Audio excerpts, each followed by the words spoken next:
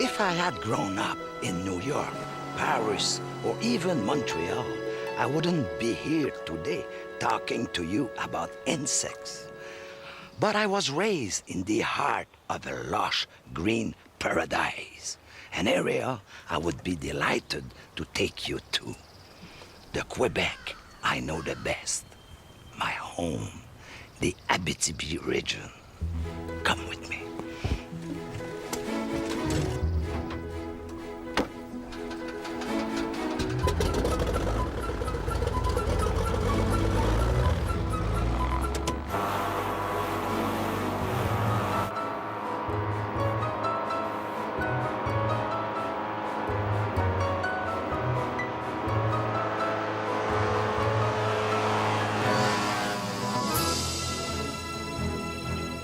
In Quebec, even a short flight is enough to transport you to a whole new world.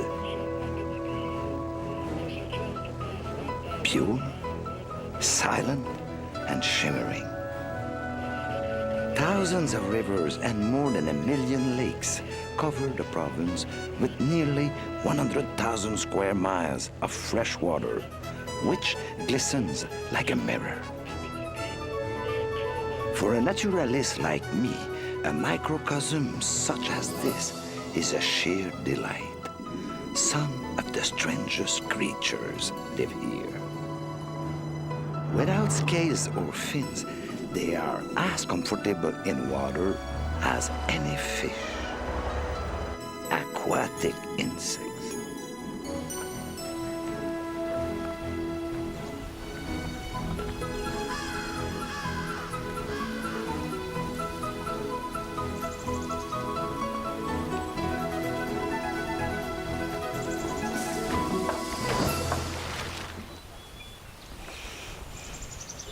So, what does an entomologist do when arriving in a wonderland such as this?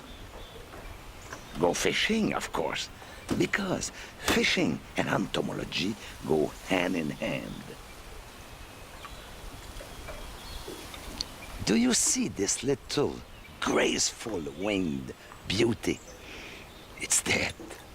That's normal. It's a mayfly. One of these short-lived insects that come in vast swarms in the spring in our villages and that drive fish crazy. These insects are the superstars of fly fishing for trout. In North America, more than 150 different types of mayflies are used for making lures. And these devices work wonders, but only if you know which one to use, and where, and when. It's quite an art, you see.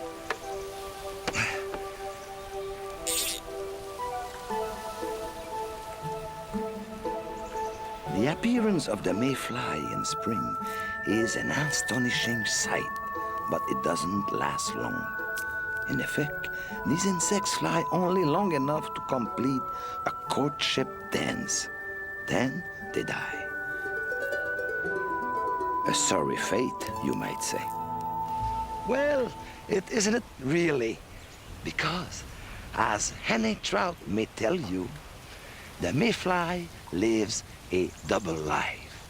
Follow me.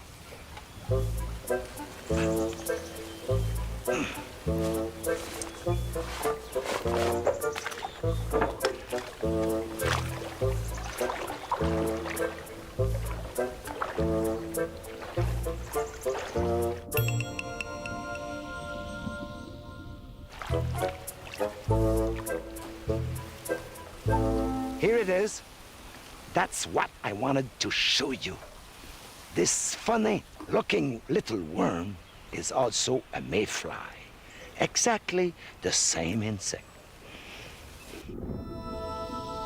Even if the mayfly appears to live just a few days, or sometimes just a few hours, it has already spent almost 2 years in a larva state underwater.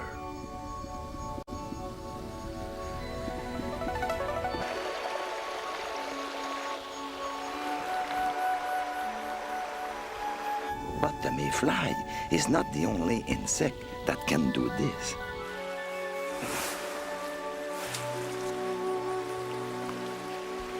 This is our local shark, a dobsonfly larva. It's molting. Now, observe well these strange filaments on its abdomen. What do you think they are? Well, simply gills.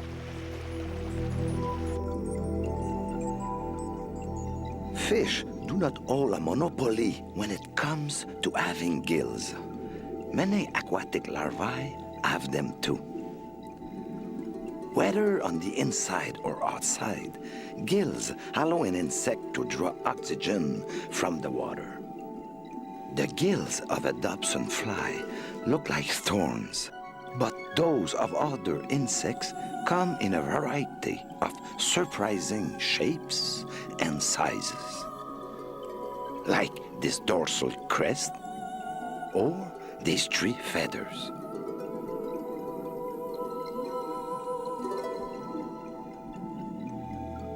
But gills are not the only respiratory system aquatic insects can have. Some, like the stonefly, breathe directly through their skin. This method, however, is only possible in highly oxygenated water. In other words, water that is both clean and continually refreshed by a steady current. In a way, the presence of the stonefly is a perfect measure of how healthy the river is. If the stonefly disappears, the water is probably polluted.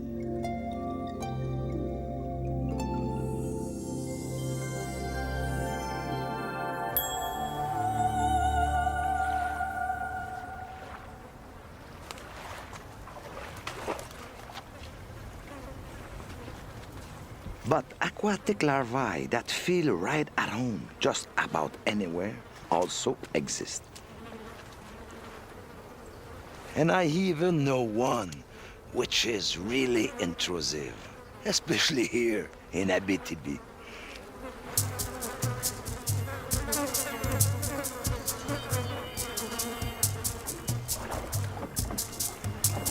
Out for a hunt on a summer evening in Quebec, you quickly lose track of who is hunter and who is prey. This region would be a perfect paradise if it wasn't for a most irritating, bloodthirsty pest, the mosquito.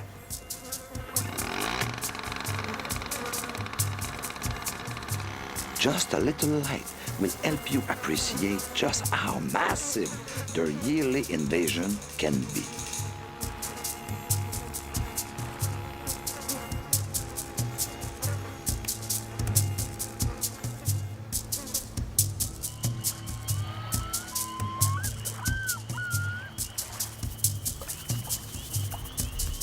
There are many reasons there are so many mosquitoes in nature. Firstly, their eggs are virtually indestructible. They can survive temperatures below freezing, and in case of a drought, they can remain dormant for several months, only to hatch with the first rain. On top of that, their reproductive cycle is very short. It takes less than a week for their larvae to transform into nymphs. 48 hours later, the first adults will see the light of day. And mosquitoes are not very fussy about where they live. They thrive just as well in plumbing as in clean water, in the rim of a flower pot, or even a wet tire track. Another type of insect is even more resistant and adaptable. It looks like a mosquito, but in fact, it's a water midge.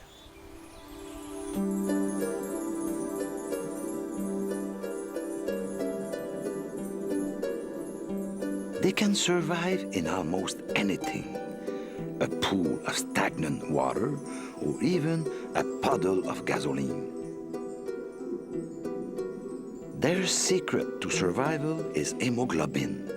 This pigment, which gives the larvae a red color, stores oxygen and helps the water midge flourish even in the most polluted water. An escalation in the number of water midges near a source of fresh water is often an indication that the region has become contaminated.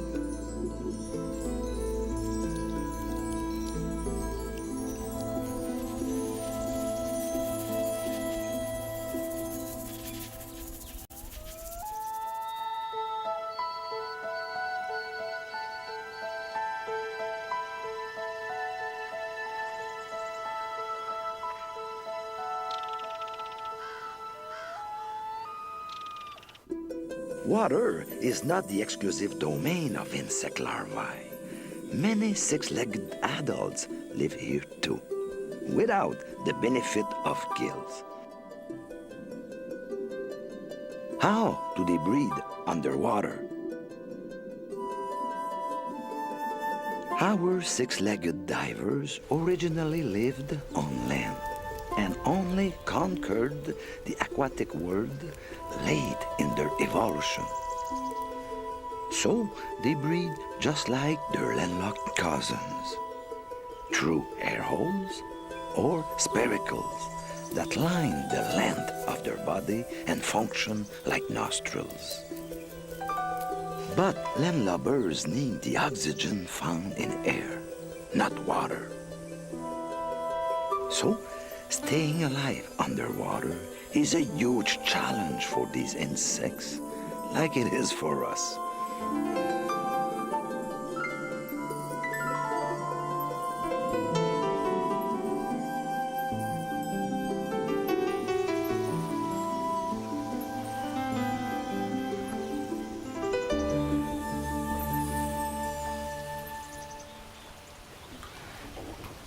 Fins, wetsuit, tank, regulator, mask, and snorkel. Marvelous inventions that will enable me to observe my mermaids in their own element. The invention of the snorkel was actually a crucial step toward realizing our dream of exploring underwater life. Just like it must have been for the ranatra, or water scorpion. It survives thanks to a long tube that protrudes from the end of its body. Just like my mask and snorkel, the siphon connects directly to the spiracles, and when kept above water, allows the creature to breathe. This respiratory system, however, has its limits. The water scorpion must spend most of its time near the surface of the water and dive only when absolutely necessary.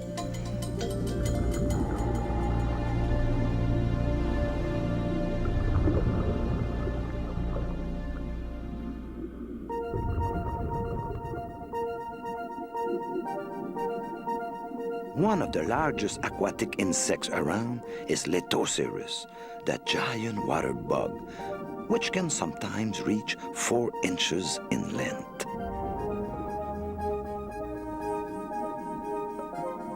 These creatures also use a snorkel to breathe, but one that is shorter than the renatras.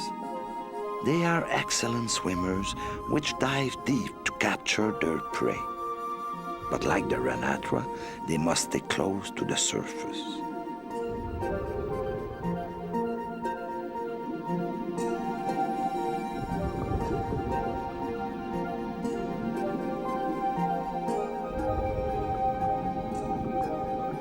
I know exactly what you're thinking.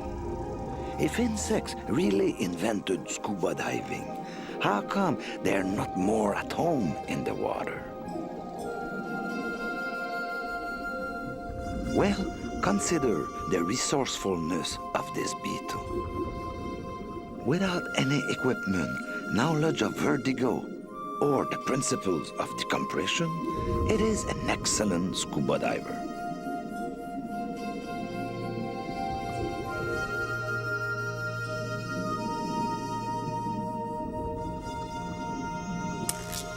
The diving beetle is a close relative of the ground beetle. But this beetle has turned its shell into a wetsuit. Hydrodynamic and lined with a layer of grease, the shell is completely waterproof. Even when the beetle is fully immersed, it stays completely dry. Because water is a lot denser than air, we humans need flippers to move around. This beetle's flippers are truly sophisticated, bordered with a fringe of hairs that straighten out when it rows. The beetle can move around with ease underwater. Wetsuit? Flippers? Now, all it needs is an air tank. When the beetle surfaces, it gathers air beneath its wings. This reserve of tiny air bubbles is kept at the tip of its abdomen, right where the spiracles are. Whenever the beetle needs some oxygen, it just takes it from an air bubble. These bubbles are actually more efficient than the air tanks used by scuba divers. Follow me and you'll see. Take a look at this little beetle, a hydrophilid. The silvery coating under its belly is an air bubble which is virtually inexhaustible. Once the oxygen inside is consumed by the insect, this bubble automatically starts to capture more oxygen from the water surrounding it. But the bubble must stay underwater without floating away. Our hydrophilid has solved this crucial problem with a thick mass of hair on its belly that keeps the air in place indefinitely. Unlike me, this insect hardly has any reason to surface again.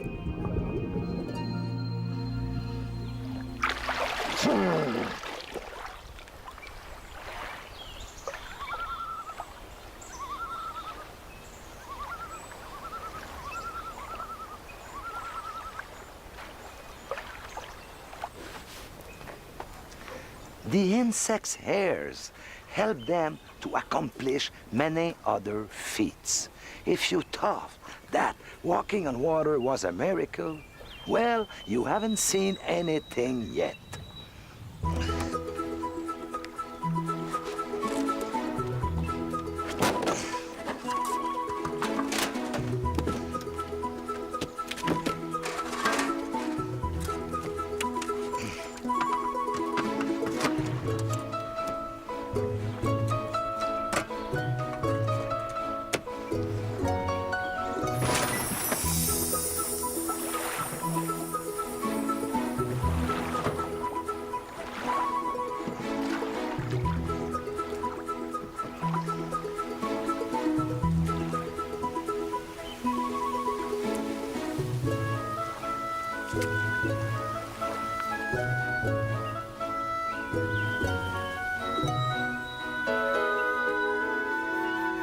Look, here is our miracle, a water strider. It looks like a cross between an hydroplane and an outrigger canoe. The Gerid can skate on top of the water without ever sinking. Like the hydrophilid, the ends of its feet are covered in hair. This creates a cushion of air between the insect and the water surface. The hair is also covered with oil, which, being lighter than water, helps keep the pond skater from sinking, despite its weight. But the hair doesn't only act like a floater, it also helps the gerid detect the slightest ripple on the surface of the water. Like a miniature pirate, it can locate a shipwreck from far away and move in before the capsized victim can save itself or its treasures. Gerids are not the only ones able to read ripples on the surface of the water. These little whirligig beetles can too. Without headlights or beacons, they never collide with other underwater life. They create ripples, which they use like radar. If the ripples return too fast, they know an obstruction lies ahead, and they adjust their path. But they don't just move according to this rhythm. They have two sets of eyes, one for seeing above the water and the other for seeing below. To top that off, these busybodies are perfectly amphibian. They can climb, they can dive, and they can even fly.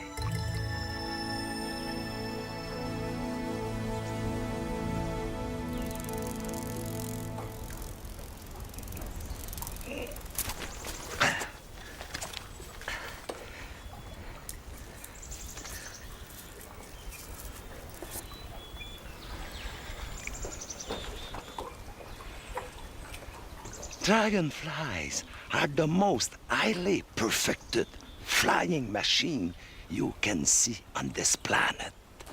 They can hover like an helicopter, fly backwards, and reach top speeds of over 100 kilometers an hour. There's nothing about aerial navigation they don't know.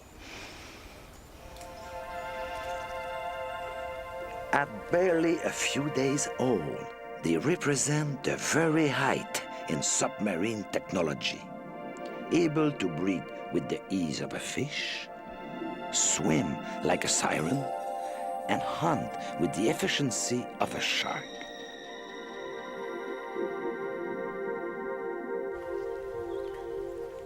How can the same living creatures take on such different forms in the course of its life?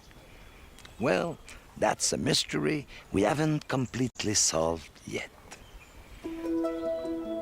One great mystery is responsible for making insects the most adaptable beings of all: metamorphosis.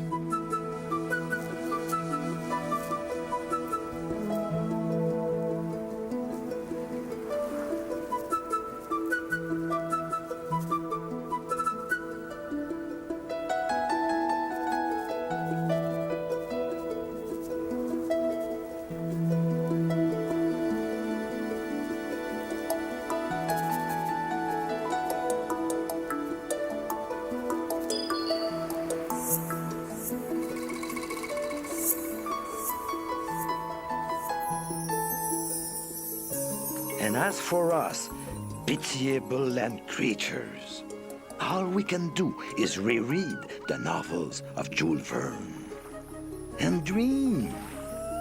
Maybe one day we too might enjoy the freedom of flight or the comfort of being an insect in water, all without the use of a single piece of technology.